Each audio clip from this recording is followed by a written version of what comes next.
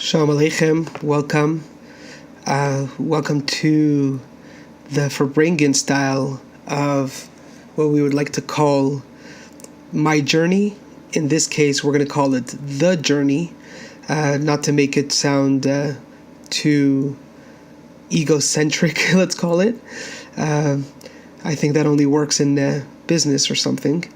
But the idea of what we're trying to do with this segment or this kind of, let's say, podcast is to make things a little bit more personal, connect with one another on a human level, on a more intrinsic level. And the idea is to Farbreng and to connect. The whole inyan of Farbrengen is to connect one another. And we're trying this out. We're going to see how this works out. And hopefully this is going to be a start of a new journey, a new connection of some sort.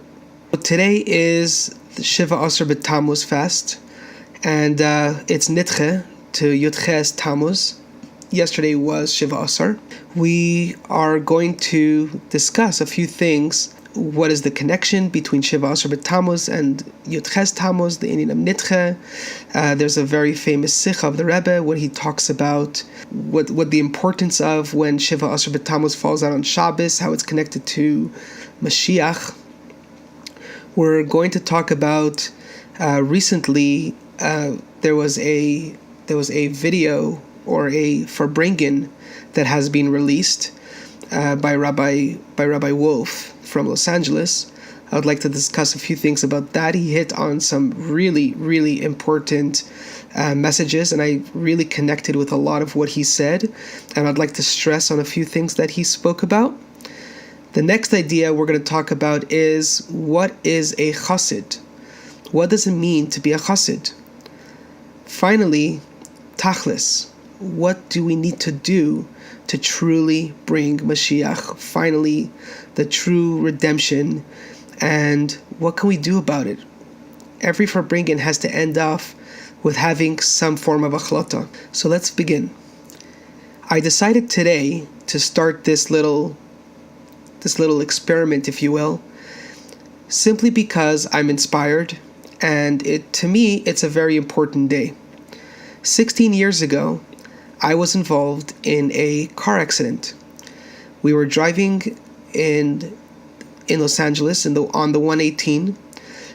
We were a bunch of young Bachrim at the time. It was the year 2002. It was a dream of mine to always come to Los Angeles, and I finally made it. Baruch Hashem. It was a whole hashkacha pratis. It was a whole story how I made it, but Baruch Hashem, I made it. And the agreement was that the Bachrim who were staying at this Chabad house were supposed to go on Shabbosim to go help other shluchim around the city and around the valley and stuff like that, and to help with the minyanim and the anash and stuff like that. And it was supposed to be kind of like a semi-shlichus, if you will.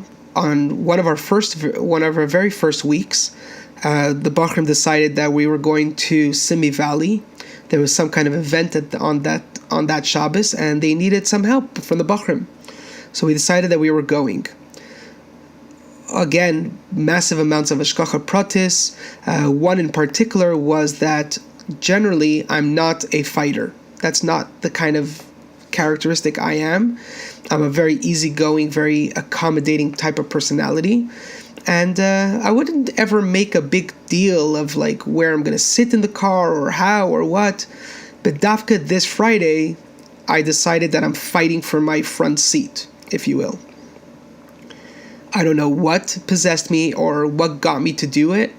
But I decided that I was fighting for that seat. Very, very against my character. And this is what it was. So Baruch Hashem, for some reason, I did manage to, secure that seat. And only later on did we realize what a massive, massive miracle that was. For in that period of time in my life, if I was sitting in the back seat of the car, I would not wear a seatbelt. That's something we have to train our kids, that no matter where you sit in the car, you should wear a seatbelt. But on that particular time, I was not going to wear a seatbelt in the back seat of a car. Hashgacha Pratis, I won that seat, if you will. I won that fight. And I was wearing a seatbelt in the front seat. So we're driving, and this car cuts us off, just mamish out of nowhere. I remember all the details and everything. I'm not going to bore you with them. But betachlis, the car cuts us off. The driver, who didn't have so much experience in driving, and eventually he lost control over the vehicle. We almost hit another car. We were braking back and forth. The car was swerving, and eventually we did clip a car. That clip made the car spin. The car spun a few times, and because of it spinning, the car flipped over, and eventually we landed on our wheels. But with this flip over, the roof came down, the door came in, and I'm sitting in the passenger seat, and it's my side of the car that's getting hit the hardest, if you will. We're freaking out, obviously, and when we're coming out of the car, I'm literally pinned in the car, and there's no way for me to come out. The driver is freaking out; he gets scared. I literally remember how the front door, the door that was pinning me in, comes right off the hinges. The driver somehow manages to pull me out with an assistance of another driver from another vehicle who stopped to help us. And then I'm put onto the highway, and we're just waiting for the emergency vehicles. When the officer came, the highway patrol came, they were looking for a body. They said that whoever was sitting in the front seat should have been ejected. The nature of this type of accident, what normally happens would be that whoever sits in the very front seat gets ejected even with wearing a seatbelt. And just the way the whole car looked and everything, the whole crime scene or the accident scene, that's what should have been the outcome. And we notified the officer that no, I was the one who was sitting there, and Baruch Hashem, I'm alive and I'm here. Yes, my finger's a bit bent over, and it was deformed. I was bleeding. There was a few injuries, but nothing extremely serious that Baruch Hashem would have been the opposite of what would be a desired outcome, if you will. Baruch Hashem, Shabbos went through, and I was released from the hospital Friday night, and I didn't have to stay over Shabbos. Again, the injuries were not that serious. The worst case scenario was my finger that was broken. They somehow put it a little bit back into place, but it needed a surgery, and I was going to go back to Canada to do that surgery because that's originally where I'm from. Motzei Shabbos, I had to call my parents, who at the time were living in Israel, and to notify them what happened. It wasn't the most pleasant, obviously. Parents, Baruch Hashem, care for us. Finally, when my mother calmed down, she asked me, tell me something. What time was this accident? And I told her it was around, right Erev Shabbos, so it must have been around 7:30, coming close to 8. And she does a very quick calculation, and by her calculation, she realizes that it was about 6:30 in the morning in Israel, or around that time. And my mother at the time had this minhag that she would say Tehillim every Shabbos. She would say her children's kapitel and stuff like that. And this one particular Shabbos, she woke up very early in the morning. She says about 5, 6 or so. And she just had this extremely compelling feeling that she had to say Tehillim right now. And that's what it was. So she said Tehillim. Turns out that was exactly the same time that the accident was happening. And in other words, like a mother's intuition, that she felt that she had to say Tehillim for her child without even noticing it, without even realizing it, I guess subconsciously.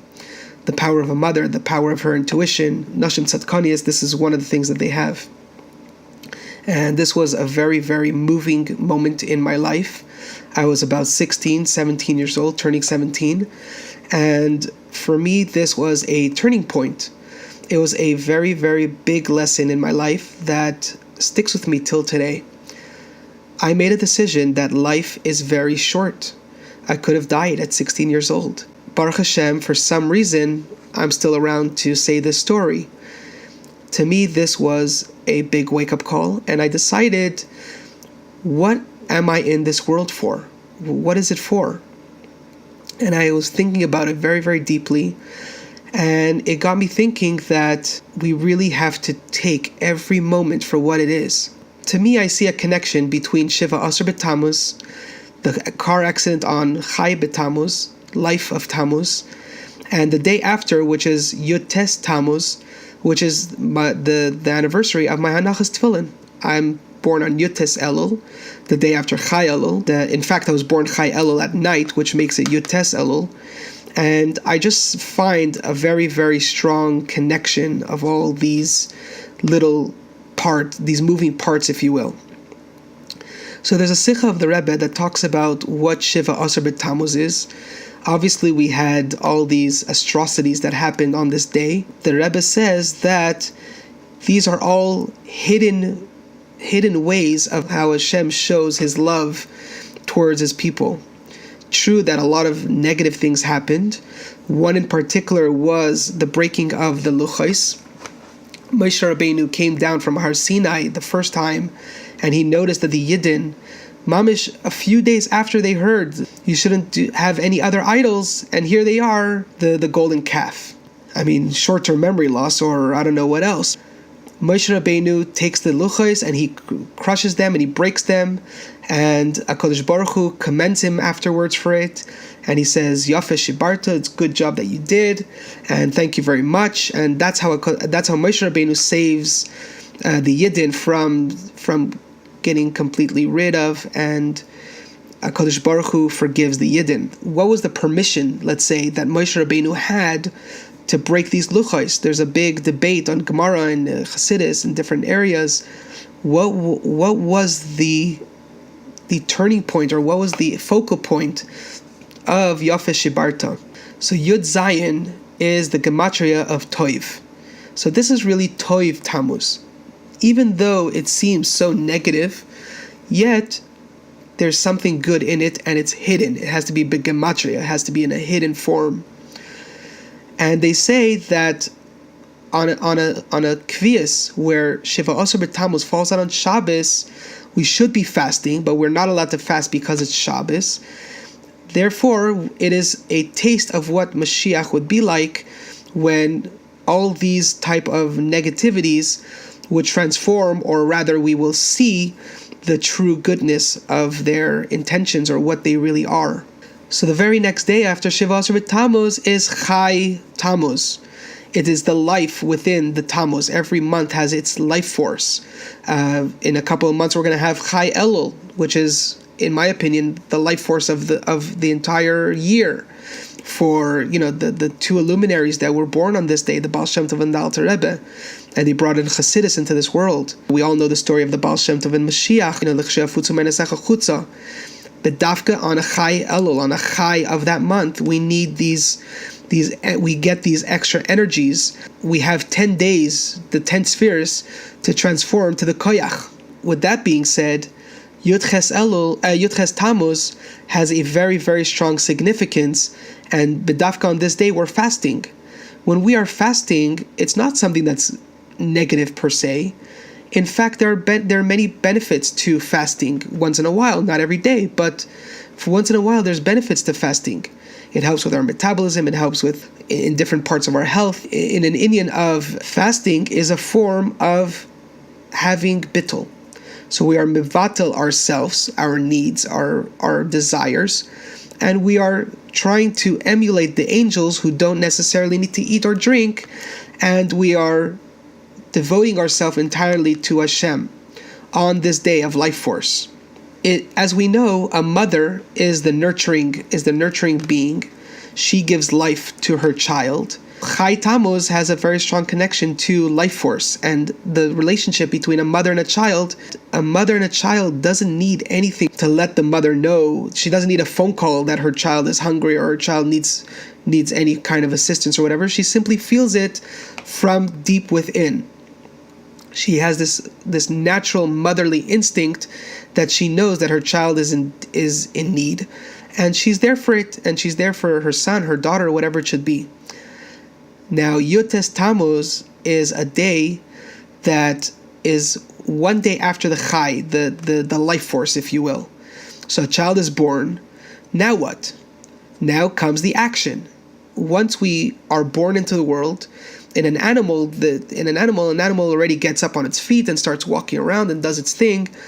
We still need our nurture, and we still, as humans, we have time before we start walking. But the Indian is that when we are born into a situation or into life, we are given an opportunity to actually do. So Maisehu or Ikar, it's not enough to just learn and just to talk and just to do these things. The Maiser is the Ikar, and that happens on the 19th of Elul, on the 19th of Tammuz.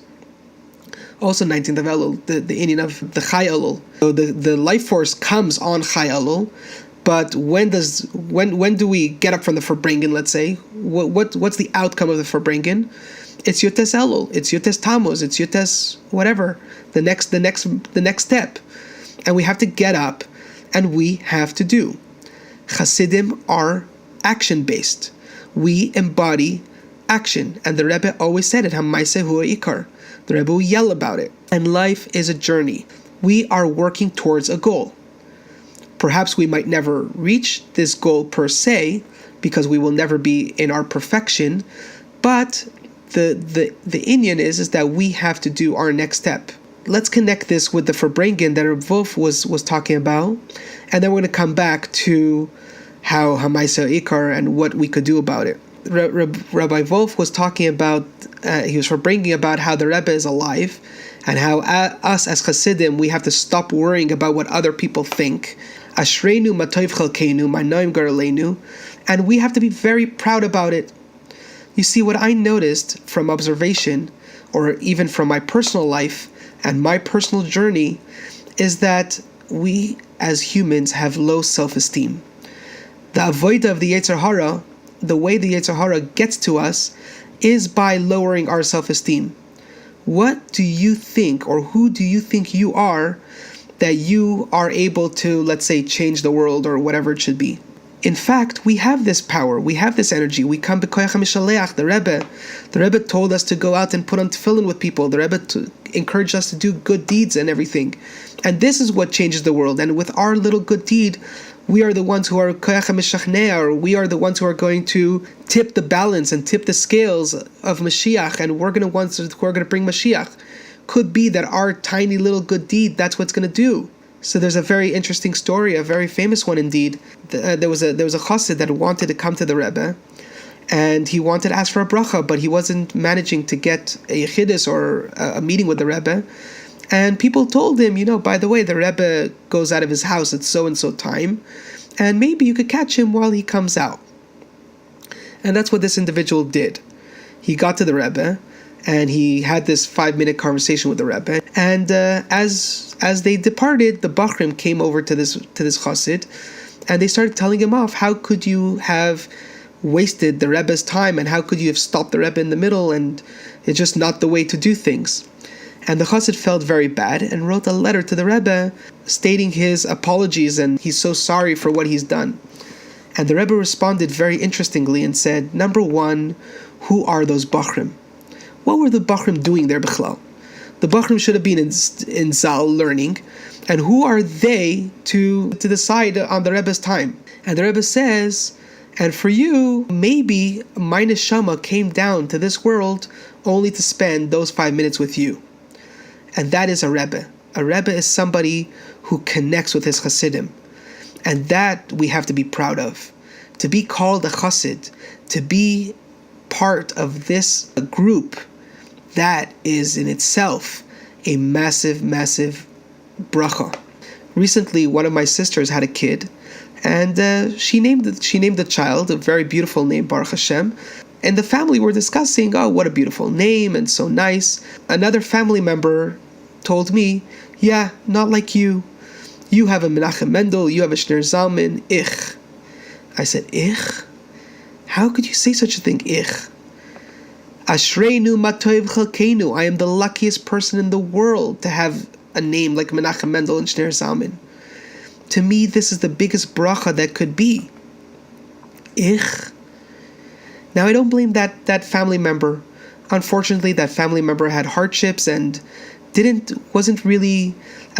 see the beauty and didn't have that opportunity the same way as I did to really benefit from Chassidus and from these kind of things. And in Mirza Hashem, this family member will see the light one day and hopefully will find this love. And our job is only to spread this love back to them and show them that a Chassid acts in a certain way.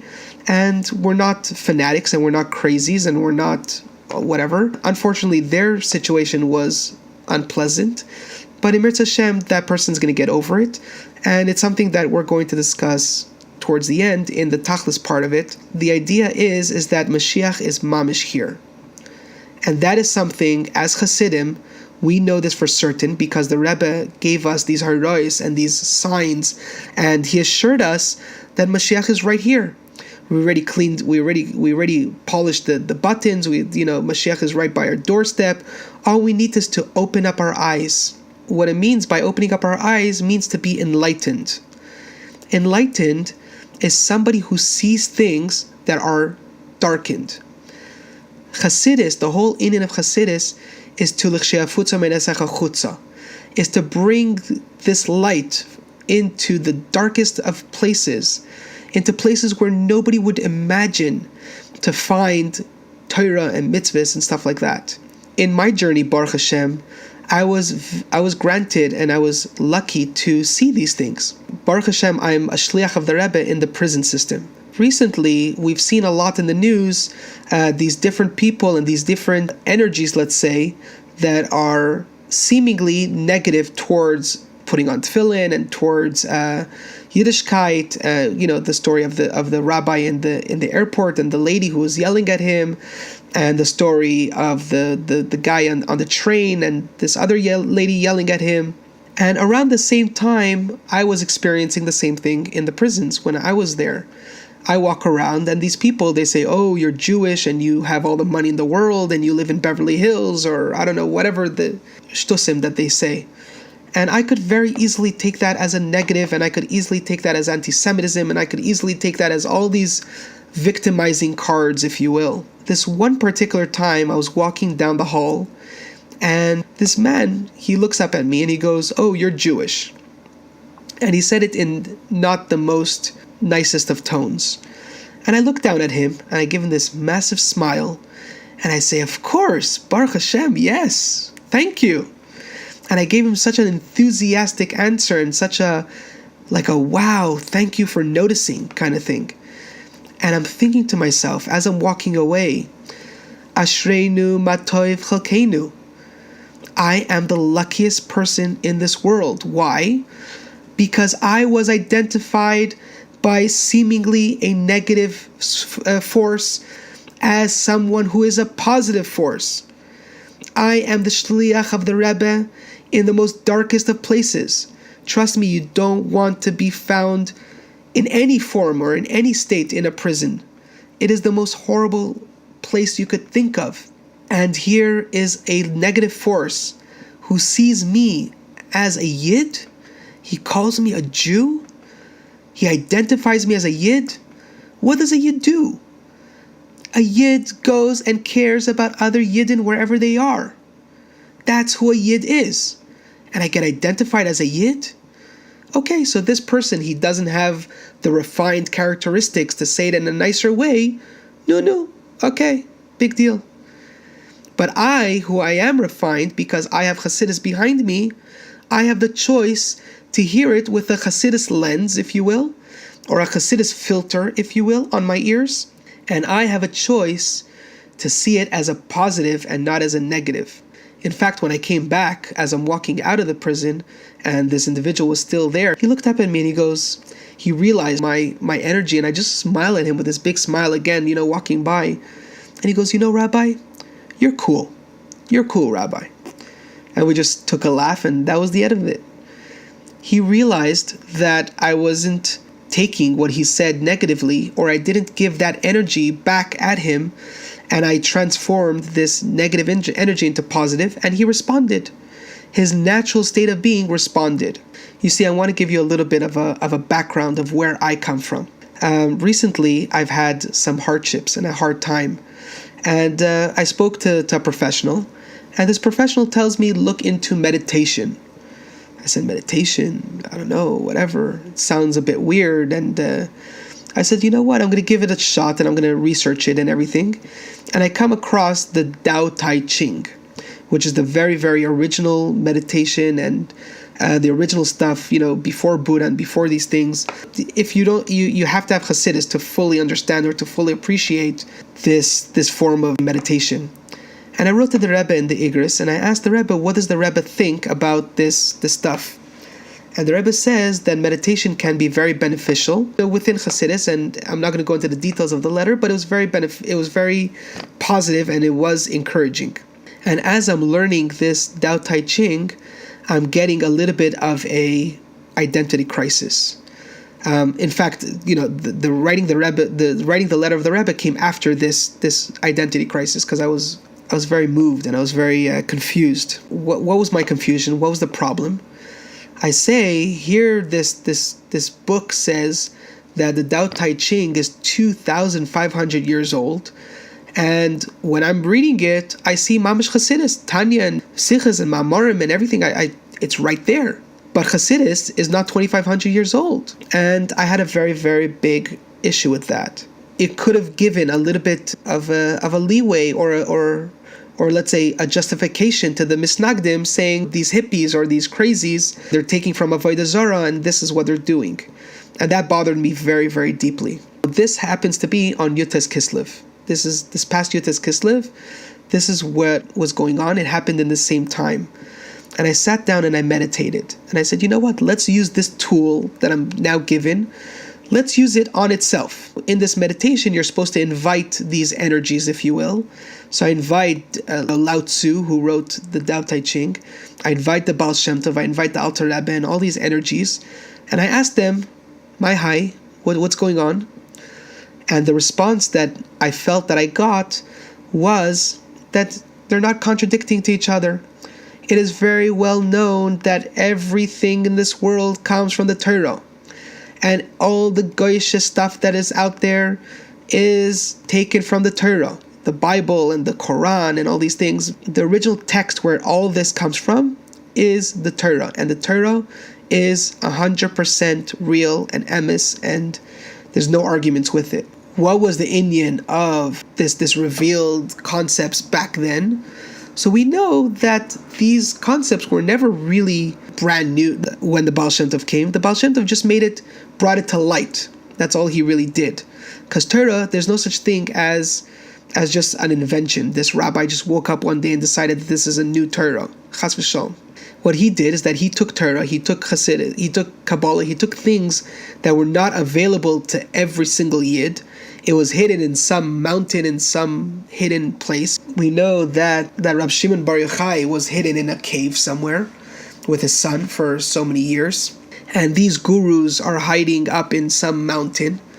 And the whole Indian of what Tanya is Kikara ve'lecha davar me'oi beficha v'vavcha lasoisoi. Lo b'shamayim hi, lo be'ever layam hi. It's not hidden from us. It's right here, close to us. And what Chassidus has done was to uncover that which is hidden from within ourselves. And that is this big, massive revelation that Chassidus has, and that's the benefit that the Rebbe was referring to when he gave me the bracha when I was writing my book on the Tao Tai Ching and Chassidus. How to live a life of Chassidus and really see these hidden esoteric understandings and how to read into Chassidus and put it into our life. The point why I'm trying to make is that in Tao Tai Ching or in Chassidus, what we learn is that everybody in their source is a chelek elokami mal mamish. Even these seemingly negative people or these negative forces, originally they are good. And what we need to do is to counteract their negativity with positivity. And there's a possibility of us transforming them. Sometimes transforming them is by not necessarily dealing with them. For example, not kosher animals and stuff like that. They are transformed nonetheless, and they become somewhat an Indian within Kedusha because that's their nature. Obviously, this is not something we deal with. Non-kosher animals could never be transformed into a Kedusha that we're allowed to deal with. But in one shape or form, they have a chelek elokami mamish within them.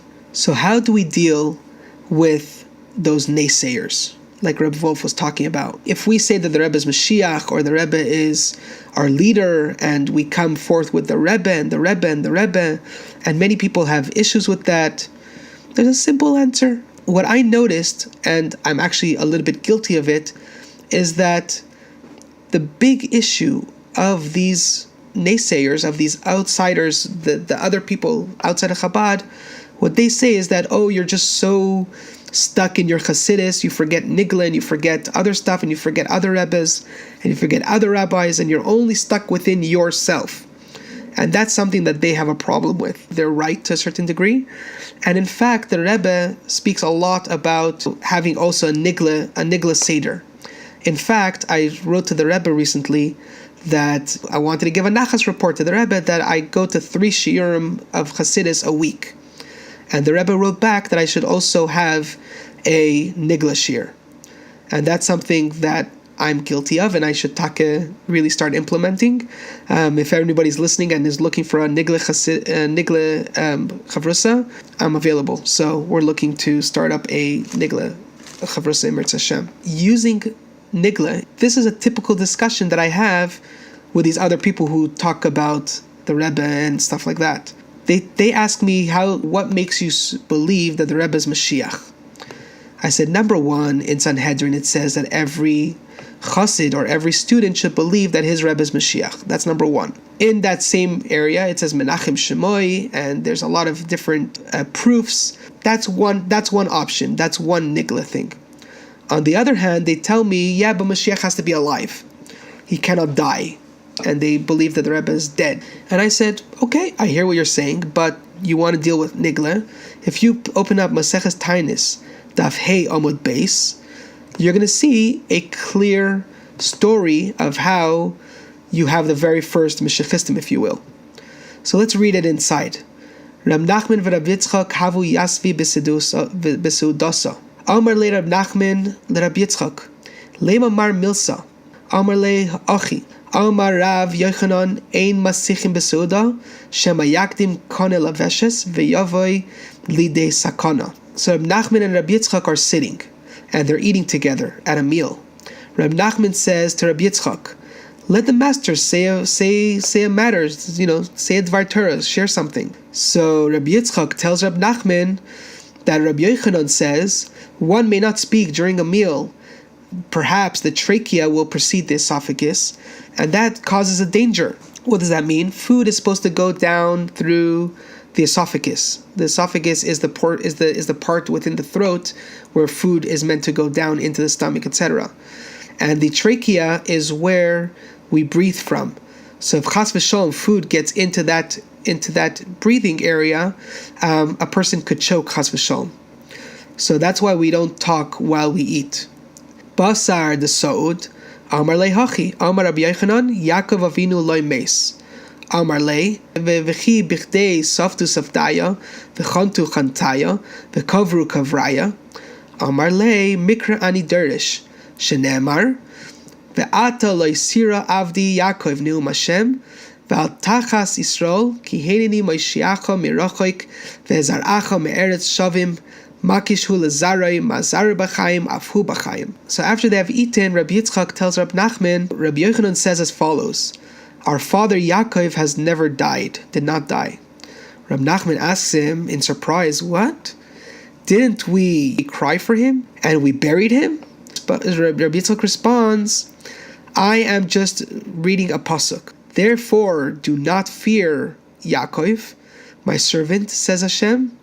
Neither be dismayed, Yisrael, for I will save you from afar, and your seed from the land of their captivity. Happens to be this is in Yirmiyahu Navi, but anyway, that's besides the point. So from this we learn that if seed is alive, so too is the parent alive. So we learned that Yaakov is alive. If we look into Rashi, Rashi says loy meis. Elachai hu le'olam. When he says loy meis, he means that he's forever alive. Ubichdei, and he says, and he was surprised. V'chi bechinam safdu safdaya v'chantu chantaya. Did they just do it stam? Why did they do it? So he says that I'm reading something, right? That even though that they did all these procedures, it seems to them that he died. Mazara by Chaim, that no matter where they are living within the energy of their father, and that is what's giving it energy. That's what's giving it life. So that's what's going to bring the Geulah, and that's what's going to bring the Mashiach. The fact that even though it seems that he's dead, but really it says Nidme lahem shemeis aval chai hoya. Really, he was alive. And so the only way to truly appreciate this Gemara, which seems a little bit questionable, there are mefarshim that refer back to Soita, Daf Yud Gimel Amud Aleph, where it talks about the whole procedure of what happened when Yosef HaTzadik was burying Yaakov. And there was a whole story where Esav comes and he tries to disrupt the proceedings, and everybody's putting on the crowns, and Esav comes and he bothers. Esav says, I'm the Bechor, and your father is a thief, and he stole from me my Bechora. And they said, no, you sold it. It was illegal. There's a legal document that says that there was a proper transaction. And he says, where's your contract? They said the contract's back in Mitzrayim. So they had Naphtali, who was a very quick runner, to run back and to go get this contract. But what happened? Hushim, who is the son of Dun, he was deaf and he didn't know what was going on. And he just felt that something was holding back from the proceedings. He gives a smack to Esav. Esav's head rolls over to the legs of Yaakov, and Yaakov wakes up, opens up his eyes, and smiles, and goes back and lies down. That's it. And so we really see that he is alive and well. Now, everybody could interpret Gemara differently, and what are you interpreting the Rebbe as being Avram, Yaakov Avinu, whatever, fine, okay. But my argument is that let me tell you the truth. I don't know who is Mashiach for real. Okay, let's say. If it's another Rebbe, if it's somebody else, fine, let it be. I don't think anybody's going to really put up a big shturim if somebody else comes up and says, I'm Mashiach, and Taka is Mashiach. Maybe some people might be slightly disappointed, but in the bottom line, Mashiach is here. When I respond, I say, look, to me, at least in our generation, the Rebbe was the best candidate for the job. He really ticked all the check boxes. And so for me, the Rebbe is the most eligible candidate to be Mashiach. And I don't think it's a stira that he passed away physically in a guf. And I think he's just in a concealed manner. I think this is part of the beauty of how Mashiach should come. I said, imagine a person walks on the street and says, hey, I'm Mashiach, start following me. People are going to look as if he's a lunatic. He needs to be in an asylum. Well, we don't have these kind of people outside. But this is a person who, somebody like the Rebbe, who did so much in his leadership, and all of a sudden, with great fanfare, he passes away, and everybody makes such a shturim, and his organization grows, so many times over in the years that after he passed away. If he suddenly shows up and he says he's Mashiach, alachas kama v'kama people will believe. I said, let's not go too far. You have your rabbi. You have a rabbi in your community, Reb Shlomo Volpe, and he wrote a sefer. He has a really beautiful sefer. It's called Planting and Building, Zriya V'Boina B'Chinuch. I highly recommend it to everybody to read this book in terms of chinuch. The very first beginning, his introduction, he talks about Es Tzemach David Avdecha Meheretz Atzmiach. Within it, he says that Mashiach is like a tzemach, is basically a seed that you plant into the ground, and it needs to rot, and from it's going to grow out of the ground. So from that, we could very easily learn that the Rebbe, if you will, or whatever his guf, his guf gashmi, is put into the ground, in order for him to be as tzemach David avtecha, in order for him to come out and to sprout from the ground and to come back out into this world. So at least it gives them a little bit of a response that even your own rabbis believe that it's not a stira if Mashiach passes away in a guf gashmi. The Indian is that his neshama is here because Avzara b'chaim, Avhu b'chaim, and if anything, it's only stronger. So this might be true for those who might question. However, when I shared these thoughts with other fellow Chassidim, it comes across as controversial. And you know what? I don't blame them. It actually makes me personally feel uncomfortable as well. Because a Lubavitcher Chassid at least knows that the Rebbe is alive, beguf gashmi in every single way. Maybe he's just embarrassed to go screaming it out into the world, but in fact, for him, it's not even a shaila whether or not the Rebbe is Mashiach or whatever it is. To just try to look for excuses and to look for proof, we don't need it. A Chassid doesn't need it. A Chassid is totally bottled to his Rebbe no matter what. And for us, the Rebbe still continues and the Rebbe is still there. What does a Chassid need to think about? What does a Lubavitcher Chassid need to think about? How does he continue the Rebbe's legacy, or how does he continue within the Rebbe's teaching? Is by understanding what a Chassid is. That's really the bottom line for a Chassid. The question really is so deep if you really start thinking about it and you start embodying what does a Chassid mean. So in our Thursday night shir, which is also a semi-Farbrengen, the shirim that I go to are half Farbrengens, half shirim, the discussion was, what is a Chassid? We went around the table and everybody shared their version of what a Chassid is or what a Chassid means to them. And when it came to me, my answer was, a Chassid is somebody who just naturally does what he needs to do. So whatever is expected from him, naturally a Chassid does it. In other words, if it's Avos Yisrael just comes naturally to a Chassid. That's it. It's that simple. Benching, davening, whatever it is, putting on tefillin on another yid. All these things is a natural state of being in a Chassid. And every human being has this potential or has this within them. What we need to do is to uncover what is already existing. And that was what the Rebbe did. The Rebbe simply showed every single human being that he or she is a Chassid. That's what he did. That's what made him so special. That's the kind of leader that he was. And that's the kind of leader he tried making us to be. So by being a Chassid, we are connected to the Rebbe. As we all know, the very, very famous story of a Chassid coming to the Rebbe and asking him, how does he connect to the Rebbe? And the Rebbe says, through my teachings and through Chassidus. That's how we connect to our Rebbe. And we have to really focus in on what the Rebbe meant by learning Chassidus, because the Rebbe embodies himself entirely in his teachings, in his writings.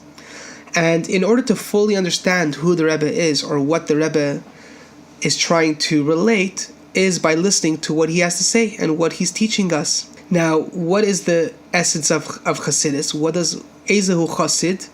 Hamis Chassid im Boiroi.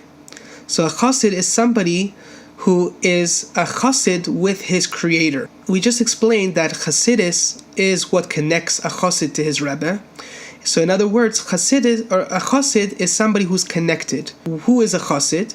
Somebody who is connected with his creator. Why does it say his creator and not Hashem or some other various name of Hashem? Because he connects with his true essence. What does Chassidus teach us? Chassidus teaches us that we are chelik elokam mimal mamish. We are physically a part of Hashem.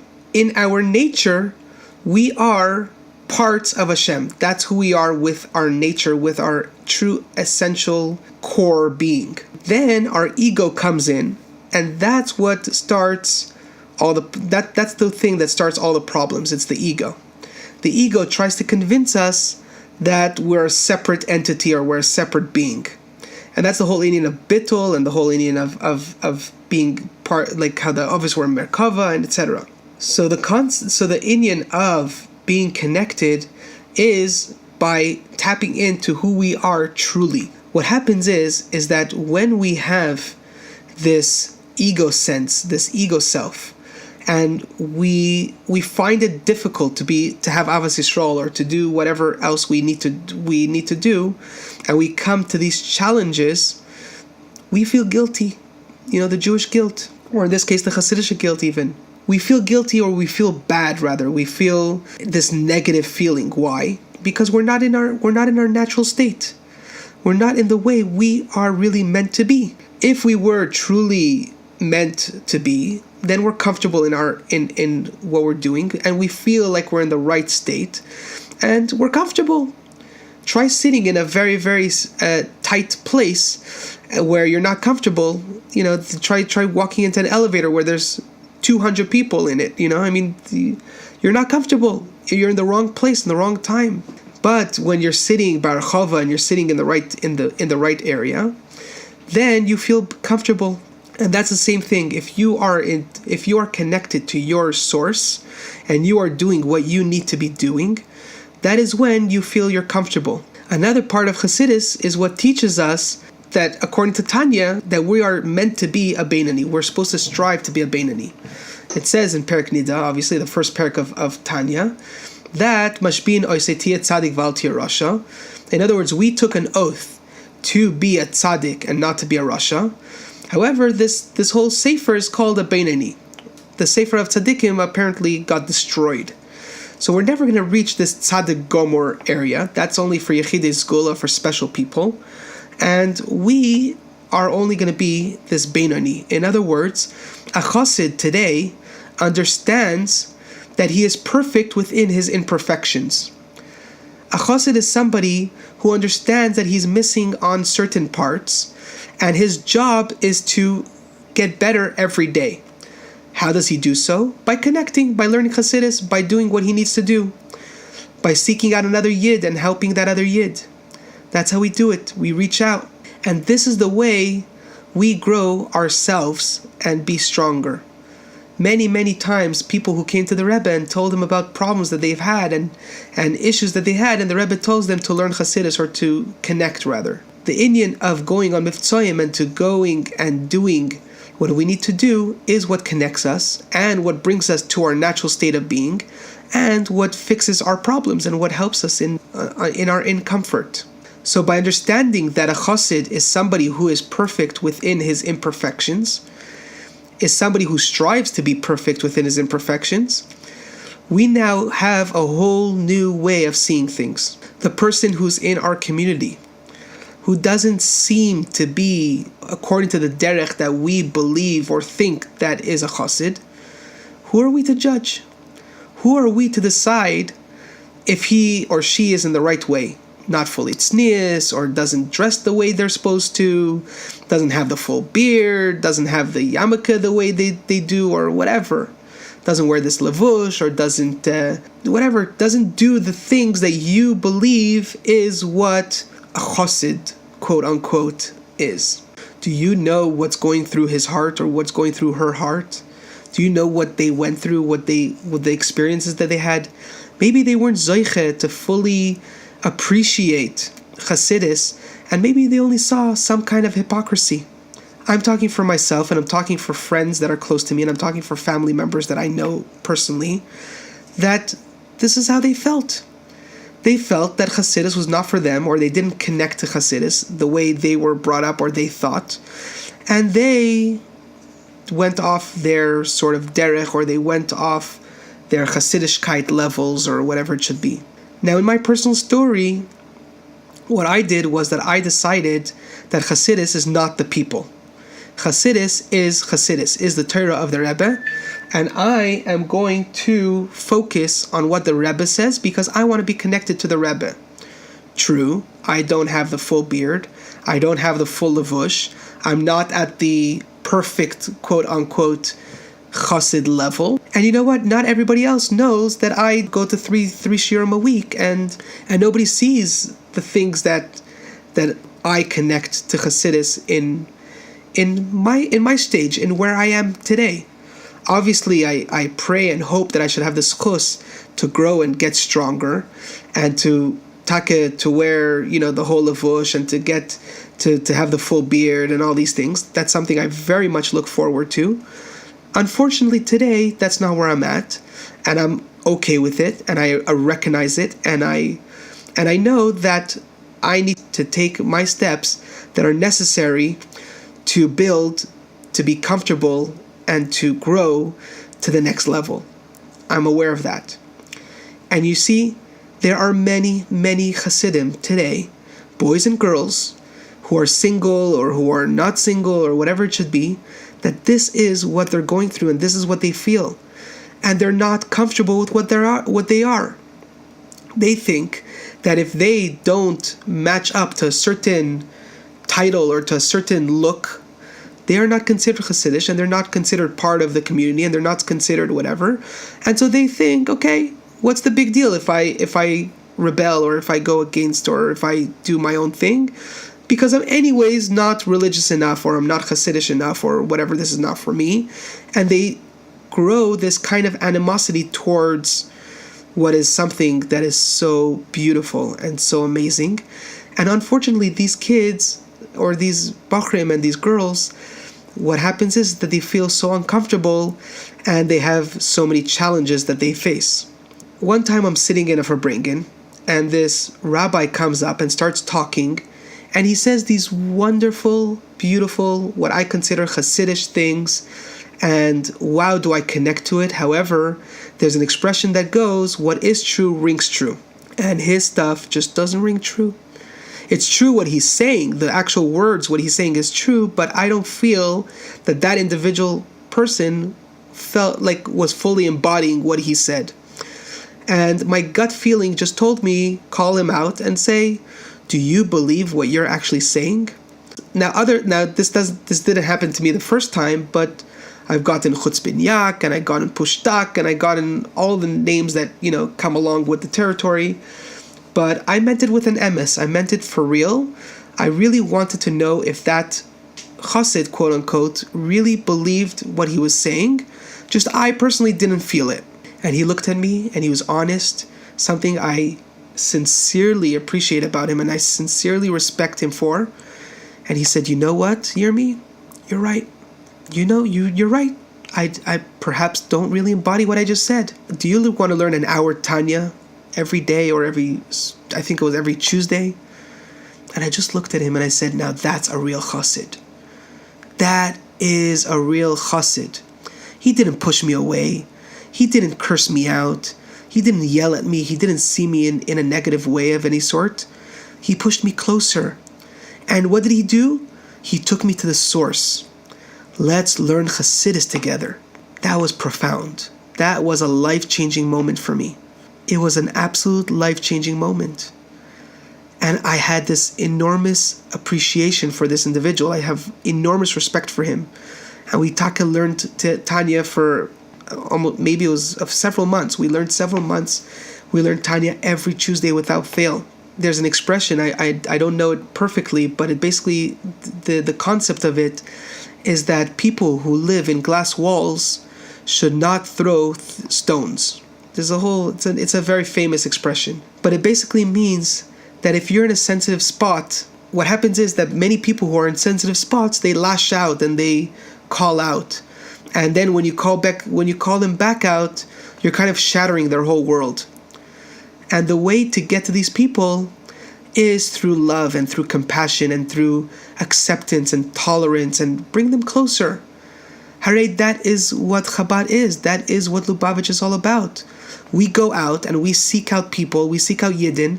We're incredibly good at it. The whole world copies us in Tikkun Olam and all these other forms of Kiruv or whatever it's called. We are the pioneers of Mivtzoyim and reaching out to people. However, we fail in our community. We fail in reaching out to our own people. the shidduch crisis and the Bali Chuvas and these titles and BBT and FVT. I don't know all these titles and stuff. What is this garbage? Is this what the Rebbe would want? Is this Chassidus? Absolutely not. Absolutely, absolutely not. On the contrary, we are the ones who are Avas Yisrael central. We are Mekarev, everybody to us. So yay, we got this Yid to become religious, and now we throw him on the side. You can't marry my daughter. What's that supposed to mean? You see, this is a whole other discussion. Avas Yisrael is what's going to bring Mashiach. This is the only thing that we are missing today. It was Sinas Chinam that destroyed the Beis HaMikdash, and it's Avas Yisrael, it's Avas Chinam that's going to bring Mashiach back. So going back to Yirmiyahu Navi, which I mentioned before, and the connection to Shiva Asar B'Tammuz, and very soon Tisha B'Av. On a side note, I just want to say that maybe many of you don't know, it was a shocker to me, that Eicha was written by Yirmiyahu Navi. Yirmiyahu Navi wrote Eicha. It wasn't such a major shock, because one time I was a rabbi in a camp, and they asked me that I should learn Eicha, and boy did I have the hardest time. I just pashut couldn't get through the words. They were just so difficult to read, and I felt it intrinsically within me that I never wanted to look at Eicha ever again. I never did. I never read it before, and I never wanted to ever read it again. Eicha was such a difficult thing to read and to learn that I couldn't do it. If you really sit down and you read what Eicha is saying, it's like your heart just breaks, and you think about it. And where is Mashiach? You start crying to yourself. When was the last time that you sat down and you cried, Tata in Himmel, where are you? Rebbe, show us your face again. When was the last time? Mine was last night. The time before that was Gimel Tammuz. Pashut crying, for real, with an emes. So Yirmiyahu Navi, it says in Perek Gimel, towards the end, it talks about the three kinds of relationships that exist. So Yirmiyahu was obviously trying to inspire and to influence the Yidden to try to persuade them to do tshuva. And he says that there are three types of relationships. The first is that of a parent and its child. So HaKadosh Baruch Hu, when he gave us the Torah, he gave it to us as a father to his son. He chose the Yidden out of all of his children to be his chosen child. Then there's that of a husband and a wife, which has a ksuva, a contract, and if chas v'shalom this couple has to separate, then there's another contract that separates them. And the final type of relationship is that of a mistress and her lover, and that you don't need any contract, you don't need any papers or any form of commitments. And once this mistress sees that she has no need for her lover, she moves on to another one. And that's unfortunately the position that the Yidden took. When we got Matan Torah, that's exactly what happened. The Cheda Egel, that's what it was. Within like 40 days, we already served another idol. It seemed like God wasn't providing for us, or it seemed like Moshe Rabbeinu wasn't coming. It was all a hoax. It was all a fancy show, and we were on to the next big thing. And this is what happens often. Unfortunately, in our generation, we are products of our generations before us. And so really we're like a tinok shenishba. We're born into this. It's in our DNA. It's not our fault. However, the Navi says, despite that, we are able to come back and we are able to do tshuva. And that's all Hashem is waiting for. We should have hirurei tshuva, and we should start the movement of tshuva. And Hashem says, no matter where you are, I'm coming to pick you up. Echad ba'ir ve'shnai mi mishpacha, he says. One in a city and two from a family. There's a whole explanation to what HaKadosh Baruch Hu is saying there. But he says, no matter where you are, I'm coming to pick you up. All I need you to do is tshuva. Yes, it might not be within your nature, but how's it working out for you? Is it taka your nature to live the kind of life that you're living? As they say, it's galus. Life sucks. We have a shich crisis. We have whatever crisis. This crisis, that crisis, the money, the whatever. So it must be that we're not living in our nature. We have to connect with our real nature. You know what we really have? We have an intimacy crisis. It's not a shidduch crisis. We today don't know what intimacy means. It's not only between couples. That's not what I'm trying to say. It's also between Chassidim. It's also between ourselves. We don't know how to be intimate with ourselves. We don't know how to be intimate with our fellows. We don't know how to be intimate with nobody. And right away we start thinking that intimacy means relationships or whatever. We need to connect to one another with deep love. We need to show that we care. Who cares how other people dress and how other people look and other stuff? Instead of pushing them away, we have to be makar of them. We have to bring them closer. Just a few Shabbosim ago by Gimel Tammuz, I heard a beautiful story of a girl. She was dating somebody, and she writes to the Rebbe with a few issues that she has, and she asked the Rebbe, should I continue seeing him? And in Yiddish, the word that she used weiter zen. The word weiter could also means away or far. And the Rebbe answers her questions and her concerns, and then he circles the words weiter. He circles the word weiter, and he writes the equivalent Yiddish word to bring him closer. In other words, these issues will not become issues if you bring him closer and if you connect with him. And so Baruch Hashem, they got married and they're shluchim and they have a beautiful family, etc. And that is a lesson not only in shidduchim but also in who we are as a community, as Chassidim. Instead of telling them what to do, instead of trying to persuade them, instead of telling them off or whatever it is, invite them to Farbreng. Invite them to learn something. Invite them to come on shlichus with you. Invite them to go on mivtzoim with you. Connect. Join each other. We have to look deeper into a person. And we're going to find that there's a beautiful Chassidish person in that soul. And by connecting them and showing them that this is what true Chassidim are all about, that Chassidim are really one mishpacha no matter what, that is what's going to light up this fire within them. The Rebbe loved everybody. The Rebbe didn't make a difference between who was what and how, and who dressed how and who what. The Rebbe accepted everybody. The Rebbe stood hours on end. You want to connect to the Rebbe? You want to be a chassid? Be like him, emulate him. Try to connect to another person who may seem far away from you. His neshama is crying out for it. He went through a hardship when he was a young child or whatever it should be. Reach out to them with love. Don't judge them. And if you're in a shidduch and you're looking out to get married, maybe by connecting to that person and maybe by giving that person a chance, you're opening up something major. And maybe you're inspiring that person. You're not looking to change the person. If the person has the value within them, that is something that the Rebbe was very strong on, that you have to look within the values of the person, and the values of this person is aligned with your values, then there's a potential. Marriages work. You're not perfect, and nor is your spouse perfect.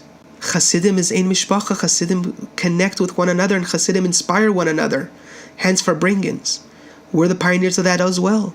So a chassid doesn't look exactly the way you want him to look. Okay, true, you should have a full beard, and true, you should be dressed like a Ben Melech and all these other things, Bas Melech or whatever it should be. The girl's not wearing full tznius. Okay, fine. But let's connect. Let's bring them closer. A man to a man, sit down and learn and have a chavrusa. A girl to a girl, sit down and have chavrusa. Learn in Yanegil Mashiach, Farbreng, go to Mivtzayim. Men go together with men to go put on tefillin on other yidden. Women together with other women go give out neshek. Whatever it should be. And connect. That is intimacy. Into me, see, look into me. And we're all begging for that. So we should take on an achlata. We should first have a connection with ourselves and look deep into ourselves and accept ourselves for who we are and for the wonderful people that we are and the beautiful neshamas that we are. That's first. And the second, after we show ourselves the love and we show ourselves the acceptance, give it out to somebody else. And lastly, don't forget that nigla is also important. Learn it with the influence and the chayas of Chassidus. So you learn nigla and Chassidus together. And together we could bring Mashiach Tzidkenu, Amen, Kin, Yehi Ratzon, and Emir Hashem, before Tisha B'Av, we're already going to be in a Yerushalayim Habnuya, and we're going to have a very happy Tu B'Av, and all the other happy days are coming. The true Bias Goel Tzedek, and with the Rebbe in a revealed way. It's all going to happen very, very shortly. It's happening as we speak.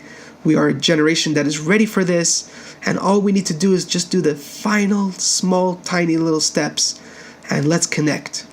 So all the best. Let's have only B'saros Tovos. Mirza Hashem, I would love to hear from you, and hopefully we could do this again. See you soon, everybody.